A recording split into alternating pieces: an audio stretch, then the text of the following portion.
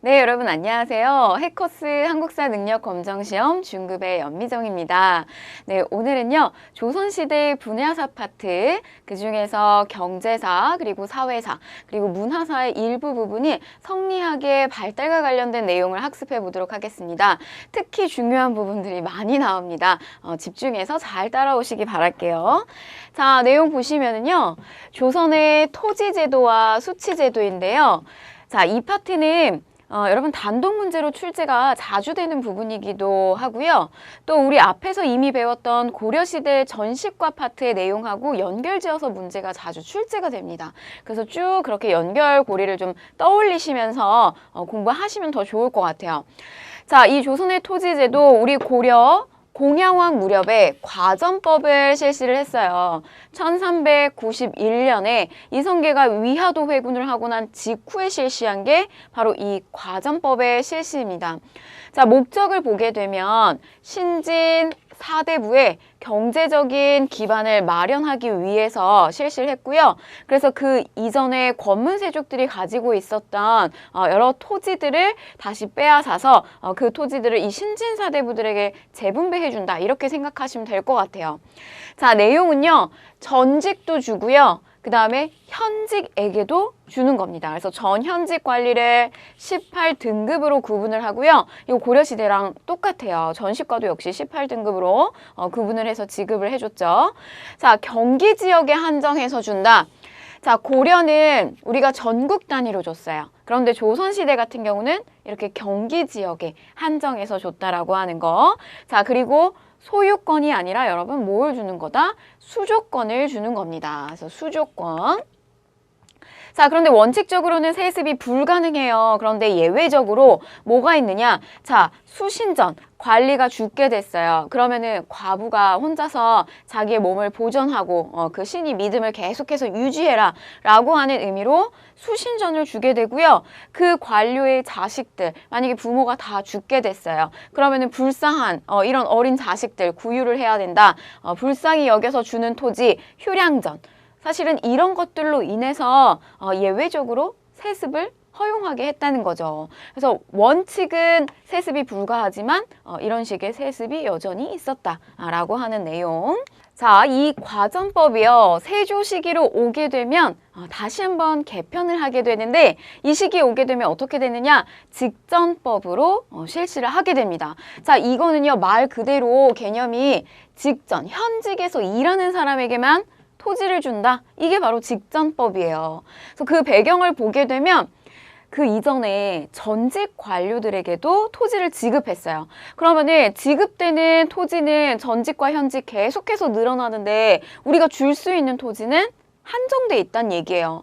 그래서 보시면은 이 지급할 토지가 부족해진다. 그래서 그 내용을 살펴보게 되면 현직 관리에게만 수조권을 지급하고 그래서 이 직전법의 핵심 내용은요. 이 현직 관리에게만 수조권을 지급한다. 요거고 그 다음에 그 이전에 세습이 가능했던 수신전, 휴량전 이런 것들은 어떻게 된다? 폐지된다 라고 하는 이야기예요. 자, 결과적으로 보게 되면 퇴직 이후를 염려하는 관리들, 그렇죠. 전직자들한테는 토지를 지급하지 않게 됐잖아요. 그러니까 우리 공무원들 같은 경우도 우리가 현직에서 물러나게 되면 이후에 우리 연금이라고 하는 걸 받아요. 그럼 그걸 받게 되면 우리가 노년이 됐을 때도 일하지 않아도 조금 이렇게 잘 이렇게 경제 생활을 할 수가 있는데 유지할 수가 있는데 보시면은 이렇게 다 이걸 차단을 해버리니까 이들이 당연히 현직에 있을 때 어떻게 되느냐? 자, 수조권, 조세를 거둘 수 있는 이 수조권을 어떻게 한다? 남용을 하게 된다는 거예요. 그 권한을. 그래서 이게 점차적으로 심화되고 농장도 어떻게 된다? 확대된다 라고 하는 내용이 되겠습니다. 자, 그 다음에 보시면 이게 성종 시기로 넘어가게 되면요. 이게 사실은 토지제도하고 직접적인 관계라기보다는 어떤 수치의 방식이 바뀐 거예요. 자, 관리들의 수조권이 남용되고 농장이 확대되니까 중간에 국가가 개입을 하게 됩니다. 자, 그래서 보시면요. 그전에는요. 이 관리가요. 직접적으로 이 농민의 토지에 과전법이 설정이 되면 이렇게 직접 이 관리가 수조를 했다고요. 자, 그런데 이 과정에서 관리들이 수조권의 남용이 일으키니까 자, 여기에 누가 개입을 한다?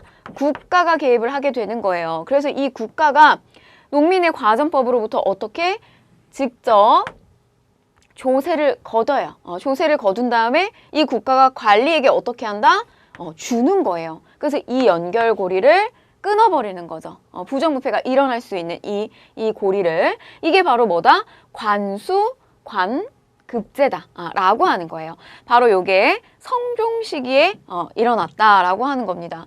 그래서 결과적으로 보게 되면요. 국가의 토지 지배력이 굉장히 강화된 거고요. 그 다음에 관리들의 토지 소유 욕구가 점차적으로 더 커지게 된다라고 하는 거예요. 왜냐?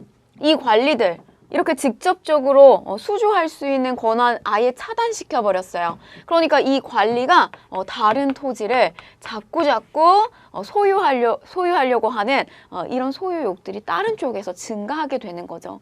그러니까 말하자면 이런 거예요. 공무원이 됐는데도 내가 이제 현직에서 물러나고 난 다음 상황, 내 노년이 너무 걱정돼서요. 일을 하고 있으면서도 우리가 뭐 투잡을 뛰는 거, 뭐 이런 개념 생각하시면 될 것 같아요. 자, 그래서 이 농장이 확대되어 소작농이 왜냐면 이제 지주들, 관리 지주들이 늘어나니까 이러한 밑에서 토지를 빌려서 경작하는 이런 소작농들이 굉장히 증가하게 된다라고 하는 겁니다. 자, 이게 명종 시기 때 가게 되면요. 직전법이 완전히 폐지하게 되는데요. 자, 이거는 농장이 점차적으로 확대돼요. 그러면서 더 이상 이런 수조권의 의미가 아예 그냥 뭐 필요가 없어진 거예요. 별로 의미가 없어진다는 거죠. 관리들이 이렇게 토지를 직접 소유하는 것들이 늘어나니까요. 그래서 아예 어떻게 하느냐? 이 직전법을 폐지해버립니다. 폐지해버려요. 그리고 뭐만 지급한다? 이렇게 토지에서 수조권을 지급하는 이러한 개념을 없애버리고 이러한 제도를 없애버리고 그냥 관리에게요. 뭘 준다? 국가가? 그냥 국가가 녹봉을 주는 거예요. 녹봉을 이런 식으로 우리 마치 이렇게 월급 받는 것처럼 그냥 달이 되면 이렇게 월급을 준다라고 생각을 하면 되겠습니다. 자, 그래서 녹봉만 지급하고요. 수조권을 지급하는 제도가 소멸된다. 자, 이게 과전법에서 시작해서 직전법의 폐지까지 이렇게 연결되는 중요한 포인트가 되겠습니다. 자, 다음 조세 파트 들어가 볼 텐데요. 자, 이게 우리가 앞에서 이제 토지제도 파트를 본 거고요. 나머지 하나 수치제도 파트예요. 국가는 농민이나 우리 일반 백성들에게 세금을 걷어들여야지 그 세금을 가지고 국가를 운영시킬 수가 있어요. 그런데 그 거두는 세금에서 종류는 토지에서 나오는 조세가 가장 많은 비중을 우선 차지하게 됩니다. 자, 보시면 토지에 부과되는 세금이고요. 자, 쌀이나 콩으로 징수를 했어요. 자, 그런데 이거를 우리의 세종이죠. 요 세종대왕께서 전분 육둔법, 그러니까 토지의 비옥도에 따라서 6개의 등급으로 나눴고요. 그 다음에 풍흉에 따라서 농사가 잘 되느냐 안 되느냐에 따라서 9등급으로 나누는 공법을 마련했다라고 하는 거예요. 그래서 그 이전에 그냥 뭐 마구잡이로 관리들이 토지에서 세금을 걷어들이면 이 토지의 비옥도가 굉장히 떨어지는데 아주 비옥도가 좋아서 생산이 많이 되는 토지랑 같게 생산량을 걷어들이면 얘네 먹고 살 게 없어요. 그러니까 이런 식의 토지의 비옥도에 따라서 그리고 풍흉에 따라서 이렇게 9등급으로 나누는 공법을 마련을 했습니다. 자, 그래서 이걸 계산을 쭉 한번 해보면요. 전분 6등법과 연분 9등법을 계산을 해서 그 세금을 계산을 해보면 최고 20두에서 최저 한 4두까지의 조세를 징수하게 됩니다.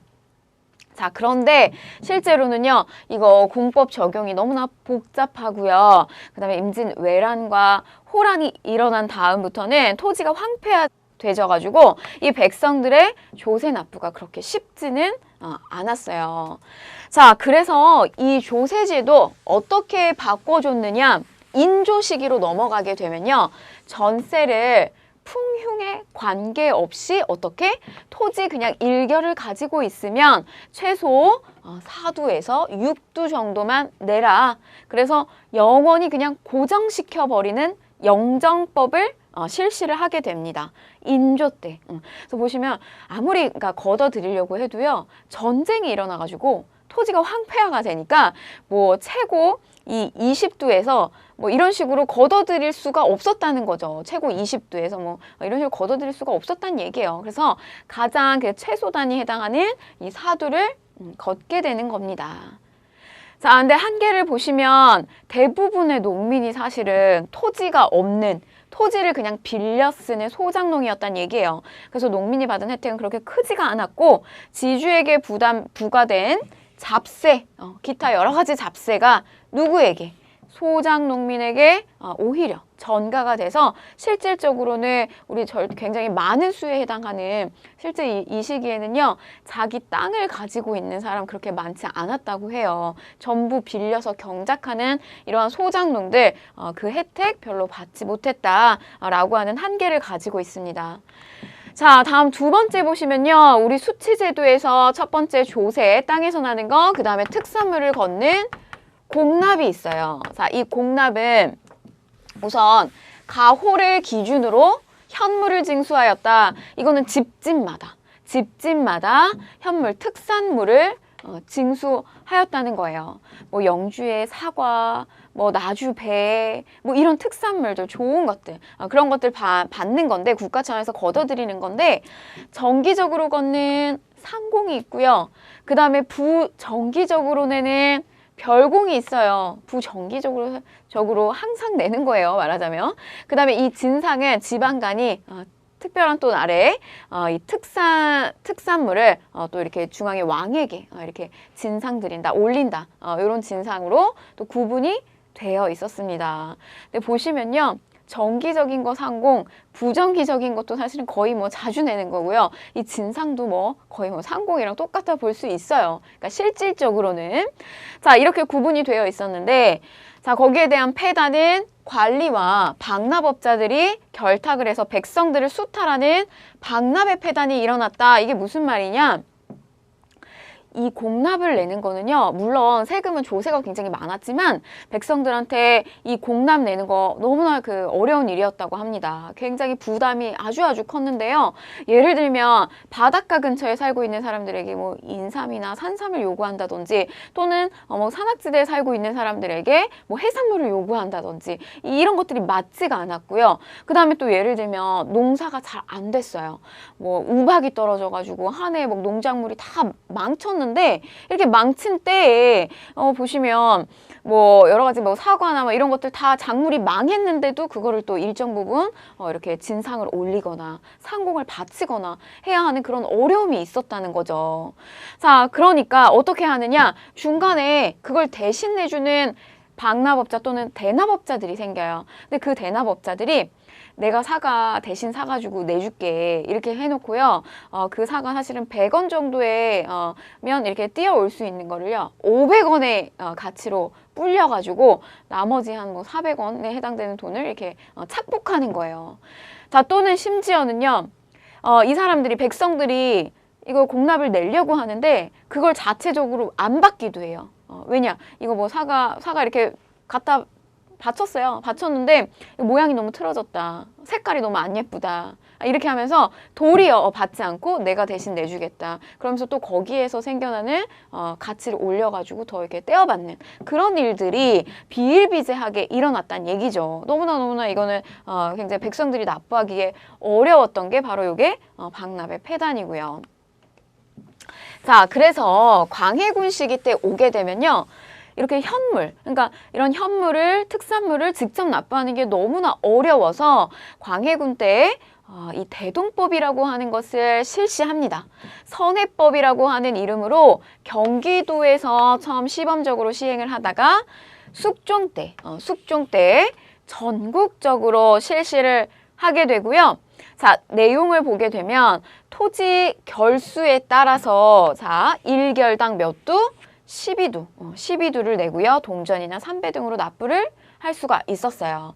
그래서 보시면 역시 이것도 토지에다가 공납을 매기는 그런 형태로 변화를 하게 됩니다. 자, 그러면 이 과정 속에서 국가로 이런 현물을 납부를 해줘야 돼요. 국가에 뭐 여러 가지 행사나 이런 거 필요할 때. 그럼 그걸 누가 해주느냐? 바로 이 공인이라고 하는 사람이 그렇게 해준다는 거죠. 그래서 이 공인의 성장으로 상품화폐 경제가 발달이 됐고요. 토지가 없거나 뭐 적은 농민들의 부담은 또 일시적으로 또 감소하는 모습을 보이고 또 국가 재정도 회복을 하게 됩니다. 그래서 여러분 이 대동법을 통해서요, 이렇게 공인이라고 하는 이러한 새로운 계층이 생겼다라고 하는 거를 조금 잘 염두에 두셨으면 좋겠고요. 자, 마지막 수치제도 역입니다. 보시면요. 이 역은요, 우리가 크게 군역과 요역으로 구분지어서 살펴볼 수가 있어요. 자, 보시면 호적에 등재된 16세 이상의 정남에게 부과가 됐고요. 자, 그런데 백성들이 바로 이러한 요역, 특히 여러분 이 군역에다가 좀 포인트를 맞추시는데 군대 가는 거죠. 저 군역을 기피하게 되면서 방군 수포, 관청이나 군대에서 포를 받고 군역을 면제해 주는 거예요. 사실은 이제 전쟁이 그동안 뭐 조선시대는요, 고려랑 비교해 봤을 때 그렇게 많은 전쟁이 일어났던 때는 아니었어요. 그래서 보시면은 이게 평화가 너무 이렇게 오래 지속되면서 말하자면은 저런 뭐 요역이나 군역 같은 것들, 이런 군역이 별로 그렇게 많이 군인들이 필요하지 않았다는 거죠. 그래서 이 군인들이 뭐 요역화가 되기도 하고 그렇습니다. 그래서 그냥 포를 내는 거예요. 그리고 사람을 사가지고 대신 역을 지게 하는 거, 이런 일들이 성행했다는 얘기입니다. 그래서 관청에서 농민들에게 군포를 규정보다 또 초과해서 징수하는 이런 폐단들도 많이 일어났고요. 자, 그래서 영조 시기 때 오게 되면 어떻게 하느냐, 아예 포로 내라. 포로 내라. 이렇게 정해져 버려요. 그래서 1년에 2필씩 내던 군포를 어떻게 1필로다가 감면을 해주는 균역법이 실시가 됩니다. 자, 그래서 재정을 보충을 해야 돼요. 왜냐면은 1년에 1필씩 냈는데 이거를 1필로다가 줄였잖아요. 그럼 부족한 만큼 국가의 재정이 떨어졌기 때문에 감소했기 때문에 거기에 대한 부족분을 보완을 해야 되는데 그걸 어떻게 했다? 결작이라고 하는 것으로 1개월당 한 2두 정도씩이요. 토지가 있는 사람에게 2두씩 이렇게 더 걷어들인 거예요. 그리고 또 선무군관포라고 해서 조금 돈이 있는 사람들에게 선무군관이라고 하는 명예직을 갖다가 주면서 이렇게 또 포를 내면은 요런 명예직을 또 주기도 했고요. 자, 그 다음에 어장세, 염세, 선박세 등으로다가 이런 식으로 또 충당을 해서 이게 원래는 왕실에서 쓰던 그런 여러 가지 재정이었는데 국가 차원의 재정으로 저거를 보완을 시킵니다. 그래서 이런 것들로 인해서 감소됐던 것을 보완을 시킨다. 이렇게 보시면 되겠고요. 자, 그런데 지주들이 결작의 부담을 누구에게 또 전가했나요? 소장, 농민에게 전가하는 이런 식의 또 한계를 보이기도 합니다. 자, 우리가 이렇게 해서 조세와 공납과 역에 해당되는 요 수치제도에 대해서 살펴봤고요. 그 다음에 이 수치제도가 또 변화돼서 어떻게 개편을 했는지, 그래서 보시면 이 조세 같은 경우 영정법, 그리고 공납 같은 경우 대동법, 역 같은 경우 균역법, 이렇게 정리가 된다는 걸 다시 한번 좀 머릿속에 정리하시고요. 자, 다음은 상품화폐 경제의 발달, 우선 농업 파트부터 좀 살펴볼게요. 조선 후기로 넘어가게 되면요, 물론 이제 농사법이나 이런 기술적인 부분에서 많은 발달을 보이게 되고요. 그러면서 뭐 당연히 이제 생산물이나 이런 것도 굉장히 많이 증가를 하게 됩니다. 그래서 보시면은 자, 이양법이 보급이 돼요. 자, 수리시설의 확충으로 이양법이 보급되면서 노동력이 굉장히 절감이 되게 됩니다. 그래서 보시면 이 이양법은요, 우리가 그 전에 직파법이라고 해서 조선 전기에는요, 그냥 논에다가 씨를 갖다가 이렇게 막 뿌려요. 그렇게 되면 잡초랑 이게 벼가 같이 자라기 때문에 우리가 나중에 그 잡초를 뽑아내는 작업을 해야 돼요. 그게 긴맥인데, 보시면 이 조선 후기에 널리 이렇게 퍼졌던 이 이양법 같은 경우는 모판에다가요, 이렇게 벼를 미리 키우는 거예요. 그런 다음에 이거를 논에다가 이렇게 갖다가 심는 거죠. 그러면은 잡초보다 얘네가 먼저 자랐기 때문에 이게 그럼 우리가 긴매기를 하는 그런 노력을 좀 덜 수가 있어요. 그래서 우리가 벼농사를 짓는 데 있어서 그 이전보다 훨씬 노동력을 어떻게 할 수 있다? 절감할 수 있다는 얘기죠. 자, 그리고 역시 이모작. 이렇게 모판에다가 심고 있는 동안에 이런 보리를 또 경작을 할 수가 있는 벼보리 이모작이 가능해졌고요. 자, 이렇게 되면서 노동력이 절감되니까 한 사람이 더 많은 농사를 지을 수 있는 광작이 가능해지면서 부자 농민이 등장을 하게 됩니다. 우리가 이렇게 부자 농민이라고 표현을 하기도 하고요. 그 다음에 경영을 잘하는 농민이다. 이래서 경영형 부농 이렇게 표현을 하기도 합니다. 자, 이게 이제 농사고요. 그러면은 이렇게 노동력이 절감되고 막 여러 가지 이제 생산 작물들이 많이 생기잖아요. 그러면 더 이상 내가 먹고 우리 식구가 먹는 걸로 그치는 게 아니에요. 그거를 포장해서 상품으로서 판매하는 그런 상품 작물 재배가 또 많이 이렇게 형성이 되는데, 자, 소득이 높은 쌀이나 채소, 인삼, 담배 이런 상품 작물을 재배 판매하는 농민이 증가했고요. 또 청과 일본으로부터 유입된 감자나 고구마 이런 구황 작물들도 또 재배를 하게 됐고요. 자, 농민층은요 점차적으로 분화가 됩니다. 자, 왜냐? 이러한 부자 농민이 생기니까요. 그래서 보시면은 자, 일부 농민들은 보세요. 지주가 되기 쉽지 않다고 했잖아요. 전부 소작 농민이 많은데 땅을 가질 수 있게 된 거예요. 그래서 지주로 성장한 반면에 소작지를 상실한, 아예 경작할 수 있는 토지조차 없어지는 경우가 생겨요. 그래서 얘네들 소작지에서 아예 토지에서 바깥으로 떨어져 나가는 거예요. 그럼 이런 애들 어떻게 가느냐? 그냥 농촌을 떠나버려요. 토지에서 일을 할 수가 없어요. 그래서 상공업에 종사하거나 임노동자로 이렇게 전락을 하게 됩니다. 그래서 농민층 내에서도 이런 식의 분열이 일어난다, 분화가 일어난다, 이렇게 보시면 되겠습니다. 자, 다음 수공업, 광업의 발달인데요. 자, 이 수공업은 민간 수공업자들의 선대제 수공업이 초창기에 보여집니다. 초창기에요. 그래서 보시면은 자, 이 민간 수공업자들이요, 돈을 일부 이렇게 대금을 미리 받는 거예요. 미리 받아가지고 그 받은 돈으로써 뭔가 이제 물건을 만든다든지 뭐 음식을 만든다든지 뭐 이런 것들이 값을 미리 지불한다. 이게 선대제 수공업이에요. 여러분들 뭐 부모님이 우리 떡을 만든다고 했을 때 우리 떡집에 가가지고요, 내가 어떤 걸로 뭐 쌀 이만큼으로 떡을 만들 것이다. 거기에 뭐 콩도 넣어달라, 그다음 뭐 건포도도 넣어달라, 뭐 이런 식으로 이제 미리 어떤 것들을 쭉 이렇게 정해놓고 값도 이렇게 지불해 놓는 그런 것들이 말하자면 선대제 수공업이다. 이렇게 생각하시면 될 것 같아요. 자, 그리고 독립수공업이 발달이 됐는데, 자, 이런 것들이 이제 초창기에 보여지면서 조금씩 더 민간 수공업자들이 독립수공업까지 발달을 하게 되는, 완전히 따로 떨어져 나오는 거예요. 이전에는 보시면은 앞에서 이게 대금을 미리 받는다, 이거 상인들한테 받기도 하고 하거든요. 근데 후반기로 더 넘어오게 될수록 아예 자체적으로 떨어져 나와서 그냥 본인들이 스스로 자본도 스스로 마련을 하고 그다음 물건도 만들고 하는 이런 독립수공업까지 발달하게 됩니다. 자, 그 다음에 광업 파트를 보시면요, 설점수세제라고 하는 게 보이는데, 정부의 감독 아래 민간인들이 광물 채굴을 허용을 하게 됩니다. 그런데 광물 채굴을 허용하지만 뭐는 납부해야 된다?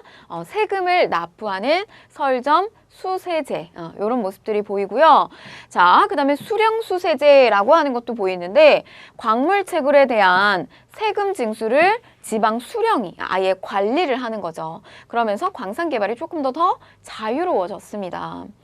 자, 그런데 이 광산 개발이 계속해서 이렇게 활성화를 띠면서요, 활발해지면서 아예 그냥 정부의 허가 없이 몰래 이렇게 광물을 채굴하는 이런 잠체가 성행을 하고 있어요. 관리의 눈을 피해서요.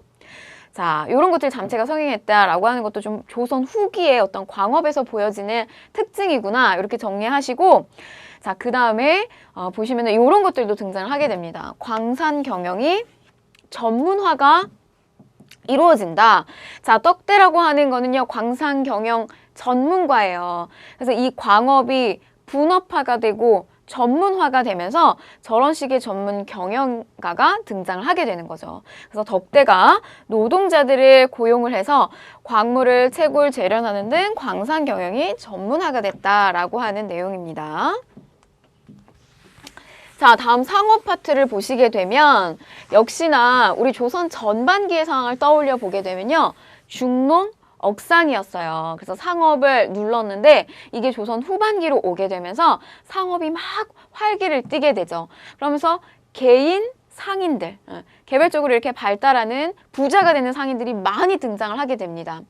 자, 이렇게 사상이 성장할 수 있었던 배경에는요, 바로 뭐가 있었냐? 정조 때에 이 신해통공의 반포로 사상의 자유로운 상업 활동이 보장이 됩니다.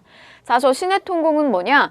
우리 조선 전기 때요, 시전 상인들이 있었어요. 그런데 이 시전 상인들이 가지고 있었던 게 뭐냐면, 우리 금난 전권을 가지고 있었어요. 누가? 시전 상인이. 자, 이들은요, 자신들이 팔고 있는 품목, 여러 가지 물품들, 그런 것들 외부에서요, 그런 물품들을 똑같이 팔고 있거나 자신들의 어떤 상업 활동을 방해하는 그런 난전들, 시장을 어지럽히는 이런 난전들을 보이면은 이런 난전들을 뭐 이렇게 깽판을 놓고요, 완전히 시장 다시는 나와서 장사하지 못하도록 하는 그런 금난전권, 이런 거 가지고 있었단 얘기죠. 조선 전기 때요. 그런데 이게 조선 후기로 넘어가게 되면요, 바로 이 난전들도 상업활동을 할 수 있게끔, 그래서 자유로운 상업활동이 이루어질 수 있게끔, 자, 이 정조는요, 뭘 실시했냐? 신의 통공, 요거를 반포하게 되면서 이런 사상들이 자유롭게 활동을 하고 성장할 수 있게끔 마련을 했다라고 하는 겁니다. 자, 개성에서는요, 송상이 있었어요. 송방이라고 하는 지점을 전국에 설치해서 인삼재배, 이런 것들 했고요. 판매했고요. 그 다음에 한강의 줄기를 따랐던 경강상인들, 그래서 이런 소금, 어물 같은 운송과 판매를 했고요. 또 의주에 만상이라고 하는 대청무역을 전개했던 상인들도 있고요. 자, 그 다음에 동래 지역에 내상이라고 하는 대의무역을 전개했던 이런 사상들도 있었습니다. 자, 그래서 여러분들은 요거 한강에 있었던 경강상인, 의주, 만상 이런 거 좀 구분을 지어서 공부를 하셨으면 좋겠고요. 자, 그 다음에 장시가 발달했다. 상업의 발달에 따라서 지방의 장시가 증가하게 됩니다. 그래서 이 장시들을 연결해주는 역할, 그래서 등짐장수, 그 다음에 보찜장수, 이런 보부상들이요, 생산자와 소비자들을 이어주는 이런 활발한 활동을 또 전개했다라고 하는 거고요. 자, 그 다음에 수로교통의 발달로 포구가 상업의 중심지로서 성장을 하게 됐는데, 뭐 강경, 원산포 이런 데가 유명했고요. 또 객주나 여각 같은 상인들이 가져온 물화를 중개하고요. 또 운송하기도 했고요. 보관하기도 했고요. 숙박과 금융업을 통해서 굉장히 또 자본을 축적했던 부자들이었어요. 저 객주 여각.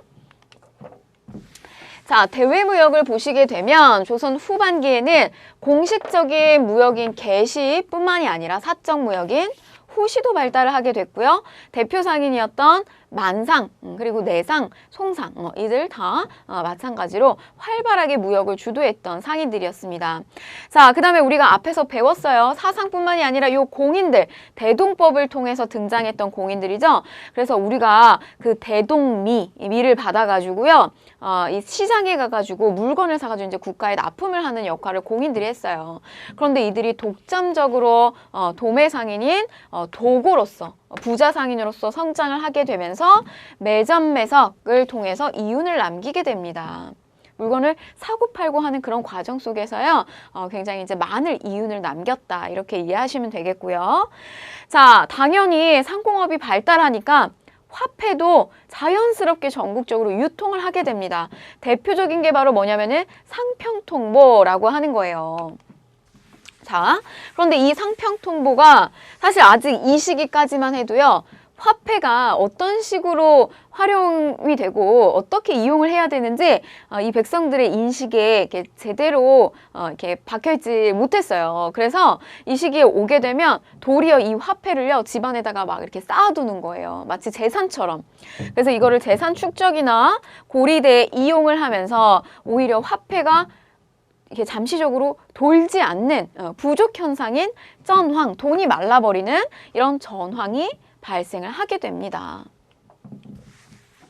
자, 우리가 이렇게 해서 경제 파트를 살펴봤고요. 자, 다음은 사회 파트인데 조선의 신분제도는 기본적으로 법제적으로 양천제입니다. 그래서 양인이 있고요. 그 다음에 천민이 있어요. 이렇게 구분을 했지만 실질적으로는요. 이 양인 사이에서는 또 양반 그리고 일반 상민 이런 반상제가 통용을 했다는 거죠. 그래서 양반 나으리가 이렇게 나오면 일반 상민들이 이렇게 고개를 90도 막 이렇게 꺾어가지고 인사를 해야 됐고 굉장히 이제 그런 차별이 많이 존재했다는 얘기입니다. 자, 그래서 보시면은 근데 이게 이제 조선 후기로 오게 되면요, 이러한 신분제가 변화를 맞이하게 돼요. 자, 양반층이 분화됩니다. 권력을 잡은 일부 양반이 있고요. 또 그렇지 못한 완전히 그 정계에서 쫓겨난, 그래서 지방으로 떨어져 나간 향반, 또는 완전히 그 근거지 자체를 잃어버린 뭐 잔반, 이런 세력들로 양반층이 분화가 되고요. 상민층은 감소를 하게 됩니다. 자, 이게 어떻게 된 일인가? 자, 부를 축적한 상민들이 족보를 위조해요. 그리고 또 돈이 있으면 납속을 통해서, 그리고 공을 세우면은 공명첩을 통해서 이런 방법으로 양반으로서 신분을 상승시킨다는 거죠. 그래서 면세 혜택을 받고 상민층은 점차적으로 감소가 되니까 오히려 이들이 많아야 국가는 세금을 거둘 수가 있는데 얘네들이 감소하게 되면서 국가의 재정은 점차적으로 악화가 되는 거죠. 자, 심지어 노비층도 감소를 하게 됩니다.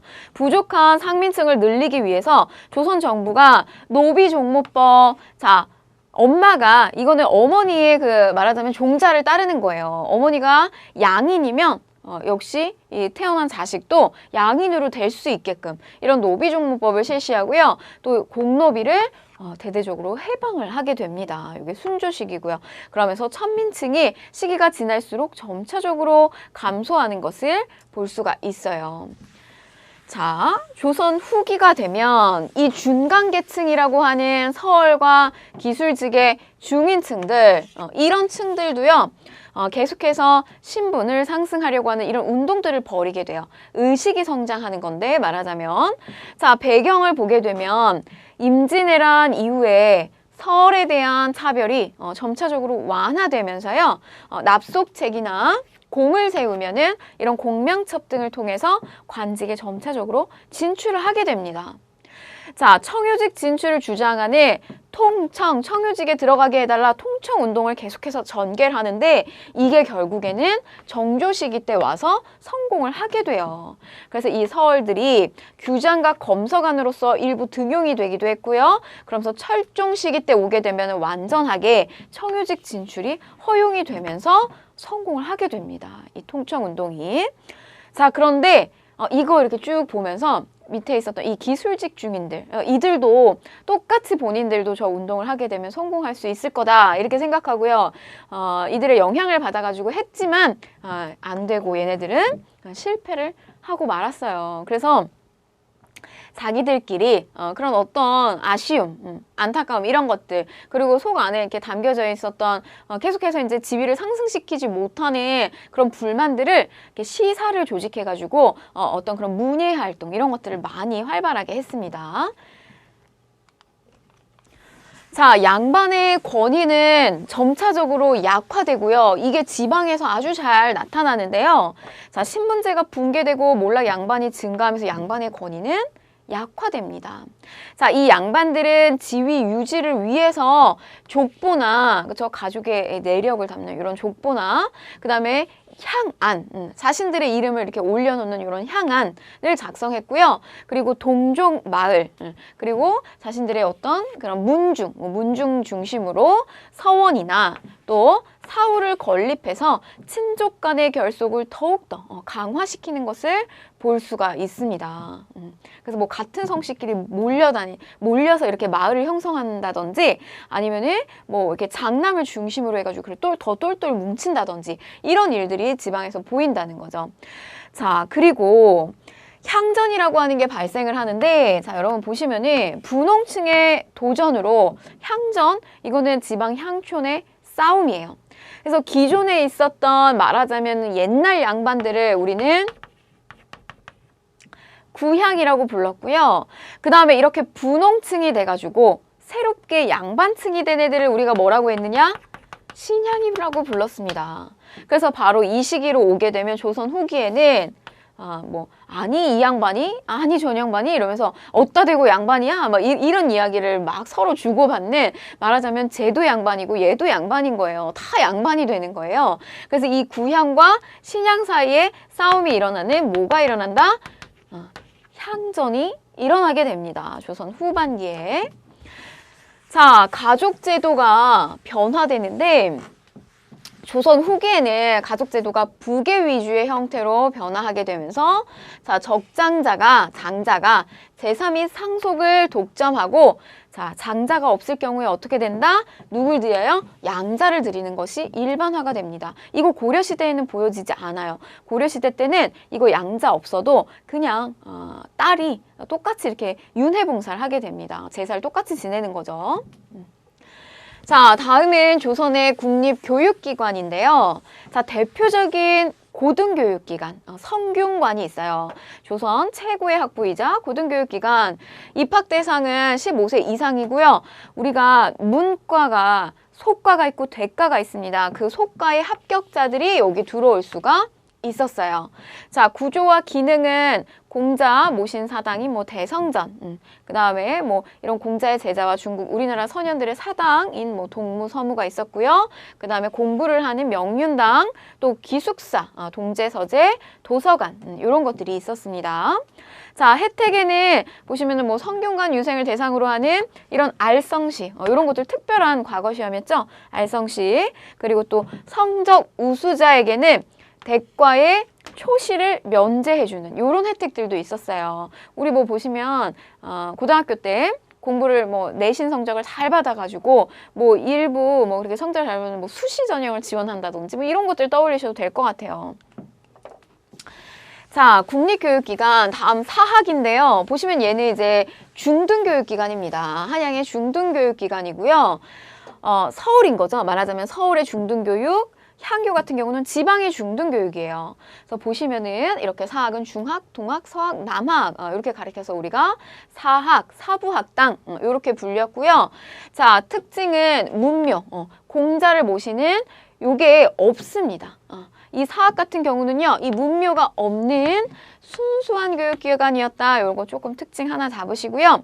자, 향교 같은 경우는 지방, 성현에 대한 제사가 여기 있고요. 그리고 지방민의 교화를 담당을 했습니다. 자, 특징으로는 전국의 부목군연에 각각 하나씩 설립이 되어 있었고, 또 중앙에서 교관인 교수와 훈도가 파견돼서 이렇게 양인 남성의 학생들을 또 가르치는 이런 학교가 서울과 지방에 있었구나. 이렇게 이해하고 넘어가시면 되겠고요. 자, 그 다음에 사립교육기관입니다. 우리 관학이 있고요. 사학이 있는데, 사학에는 대표적으로 이 서원이 있었어요. 자, 이게 시초는 풍기군수 주세붕이 고려 말에 우리 안향이라고 하는 유학자를 기리면서 모신 이 백운동 서원이 시초고요. 자, 이 백운동 서원이 나중에 이 지역의 군수로 왔던 이황에 의해서 최초의 사액서원으로 공인이 됩니다. 그래서 국가 차원에서 현판을 내려주고 인정을 해주는 거예요. 그래서 보시면은 여러 가지 노비도 지원을 해주고 여러 가지 재정적인 지원을 해주게 됩니다. 그러면서 이제 명칭이 뭐로 바뀌느냐? 소수 서원이 됩니다. 그래서 굉장히 소수서원 저도 가봤는데요. 아주 이렇게 아담하고 굉장히 아름다워요. 나중에 꼭 한번 가보셨으면 좋겠고, 자, 구조를 보시면 교육 공간인 강당이 있고요. 그리고 동제와 서제, 기숙사, 또 선현에게 제사를 지내는 사당이 있습니다. 자, 그 다음에 이제 초등교육을 담당했던 서당이죠. 초등학교 이렇게 생각하시면 되는데 사실 일반 평민들은 뭐 이렇게 서원 이런 데 갈 수 없고요. 거의 이렇게 서당에서 이렇게 조금 공부했으면 그래도 좀 글을 깨우쳤구나 이런 거 정도 이렇게 보시면 되겠고요. 자, 입학 대상으로는 선비와 평민의 자제들, 교육으로는 뭐 하늘, 천, 따지 이런 천자문, 그 다음에 동문선습 이런 것들을 배웠다고 합니다. 자, 여러분 다음 파트는요. 성리학의 발전과 변화입니다. 여러분들이 조금 어려워하시는 부분인데요. 자, 볼게요. 이 성리학의 발전, 조선 전반기에 16세기 이후에 사림들이 지방에서 계속해서 이 성리학 연구를 심화하고 발전시켰습니다. 자, 여기서 여러분들 시험에서 잘 나오는 포인트는요. 대표 학자들이 주장하는 내용이 어떻게 다른지 요거 살펴보는 거예요. 그래서 보시면은 이왕의 주장 내용, 그 다음에 이이의 주장 내용, 이게 어떻게 다르냐, 이거 보는 겁니다. 자, 그런데 우리 이 성리학이라고 하는 것은 뭐냐면요. 여러분 인간의 어떤 심성과 우주의 원리 이런 것들을 깨우치고 이걸 심도 있게 철학적으로 공부하는 거예요.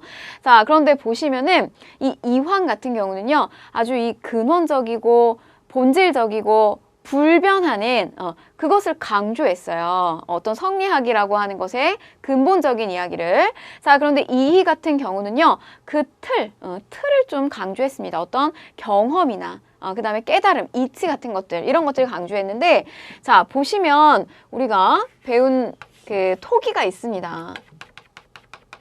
자, 이거 빗살무늬 토기죠. 그리고 우리가 뭐 이런 손잡이가 달린 미송리식 토기 이런 것도 배웠어요. 자, 이 안에 들어가 있는 물이라는 게 있어요. 자, 겉으로 보여지는 이 물의 형태 다르지만 이건 물이라고 하는 불변하는 공통되는 것이 있습니다. 자, 바로 이걸 성리학자들 이 또는 우리 리 이렇게 표현을 했고요. 바로 이 이황은 이렇게 인간의 뭐 심성, 그 다음에 근본적이고 이상주의적이고 본질적인 것에 집중했던 게 이황이고요.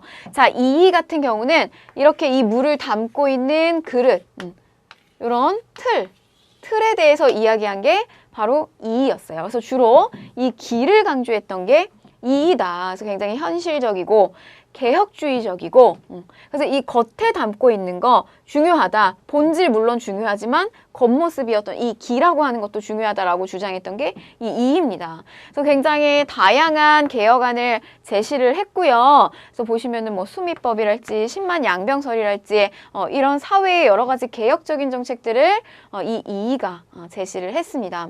자, 이후에 이황 같은 경우는요. 또 기대승하고 같이 뭐 사단, 인간의 어떤 도덕적인 거 그리고 어떤 인간의 욕망 이런 것과 관련된 또 성리학적인 논의, 사단칠전 논쟁을 또 펼치기도 했고요. 자, 이후에 이황은요. 군주가 도를 도식함과 이 군주의 도를 도식과 함께 설명한 이런 성학십도라고 하는 것을 또 저술을 했고요. 이게 이제 주자서저료, 주자대점 뭐 이런 것들도 정리를 했고요. 그 다음에 이희 같은 경우는 또 임금이 배워야 할 덕목과 지식을 제시한 성학 지묘. 그래서 지금 이희는요. 임금뿐만이 아니라 이 임금에게 어떤 조언을 해줄 수 있는 신하들의 역할. 자, 즉 본질에 해당되는 것뿐만이 아니라 이 기에 해당하는 것도 강조를 한 거고요. 그 다음에 이황 같은 경우는 어떤 그런 본질, 이 군주가 스스로 자신을 이렇게 단련시키면서 뭔가 깨달음을 얻는 그런 것들을 강조한 게 바로 성학 십도가 되겠습니다. 자, 그래서 이어서 뭐 동호문답, 왕도정치의 구현을 주장했고요. 또 경목요결과 같은 어린이 학습서 같은 것들, 이런 것들도 이이가 주장을 했다. 이렇게 보시면 되겠고. 자, 성리학의 절대화 이렇게 나왔는데요. 이런 논의가 점차적으로 심화되면서 성리학이 절대화되고 그리고 교조화까지 가게 됩니다. 그래서 인조반정 이후 집권한 서인들이요. 주자 중심의 성리학을 절대화하면서 자신들의 학문적 기반을 강화하고 성리학 이외의 학문은 완전히 배척을 하게 돼요. 자, 성리학의 한계로서 성리학은 봉건적 신분 질서를 정당화하게 되고 그 다음에 현실적인 문제는 또 해결에 소홀히 하는 이런 또 한계를 가지고 있었고요. 또 성리학에 대한 비판으로 이 윤휴와 박세당이 너무 이런 식으로 너무 절대화, 어떻게 주자가 주장한 것만 다 옳으냐, 주자 성리학만 맞을 수가 있느냐, 이런 것들 비판하면서 막 이렇게 주장을 했지만 결국에는 당시에 이제 송시열이라고 하는 어떤 말하자면 이제 성리학적의 가장 그 대표격인 인물에 의해서요, 사문 난적, 성리학을 어지럽히는 적들이다라고 해가지고 사문난적에서 이들을 숙청을 해버립니다. 자, 조선 후기가 되면 다시 인간과 사물의 본성을 어떻게 볼 것인가를 둘러싸고요. 서인 내부에 있는 이 노론들 사이에서 다시 한번 호랑 논쟁이 또 이루어지는데요. 자, 호론과 낙론이라고도 불리우는데 이 호론은 충청도 호서 지방의 학자들을 중심으로 해서 주장된 그런 주장인데요. 보시면은 이 인물성 이론, 인간과 사물의 본성은 다르다. 인간과 사물의 본성은 다르다라고 이렇게 차별을 둔 겁니다. 그래서 즉 이거의 연결선상은 뭐냐면요. 중국 중심과 오랑캐는 엄연히 다르다라고 하는 차별을 두는 거예요. 그래서 이게 나중에 어떻게 되느냐, 서구로부터 뭐 여러 가지 근대 문물이 들어오거나 어떤 그런 학문이라든지 사상이라든지 이런 것들이 들어왔을 때 그거를 완전히 그렇게 배척하는 위정척사 사상, 이런 것으로 계승을 하게 돼요. 이게 호론의 주장이고요. 그 다음에 낙론 같은 경우는 서울과 경기 지방의 학자를 중심으로 해서 주장된 내용인데, 인간과 사물의 본성은 같다라고 하는 인물성 동론을 주장하게 됩니다. 그래서 이게 나중에 북학파 실학사상으로 쭉 연결이 되고요. 그래서 앞에 거보다는 조금 더 어떤 학문을 받아들이는 면에 있어서 좀 개방적인 모습을 볼 수가 있어요. 그래서 결국에 동일하기 때문에 오랑캐와 청나라 우리가 뭐 굳이 배척할 이유가 뭐가 있냐, 같이 배우고 교류해야 된다라고 하는 게 바로 낙론입니다.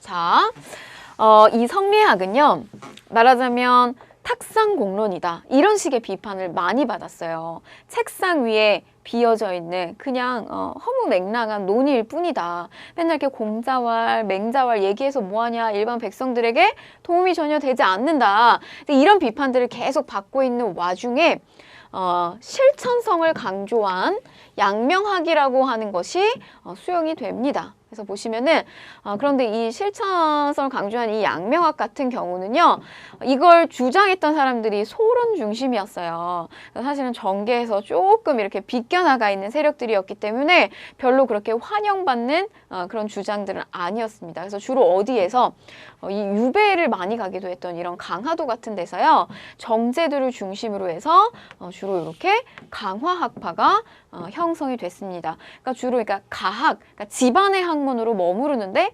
그쳤고요. 그 다음에 이 학문 자체는 사실 실천성을 강조하긴 했지만 어떻게 실천해야 되는지에 대한 구체화된 내용이 많이 없었어요. 그래서 이게 나중에 이제 어떤 걸로 보완이 되느냐, 우리 실학이라고 하는 학문으로 보완을 하게 됩니다. 자, 여러분, 우리 이렇게 해서요, 조선시대 분야사 파트까지 쭉 이렇게 정리를 해봤고요. 그래서 문화사 성리학 파트 이 내용이 조금 어려우실 거예요. 그래서 구분을 이환과 이의의 학문 그리고 교조화가 되는 것까지 정리를 쭉 이렇게 잘 하셨으면 좋겠습니다. 네, 저는 다음 강좌에서 뵙도록 하겠습니다.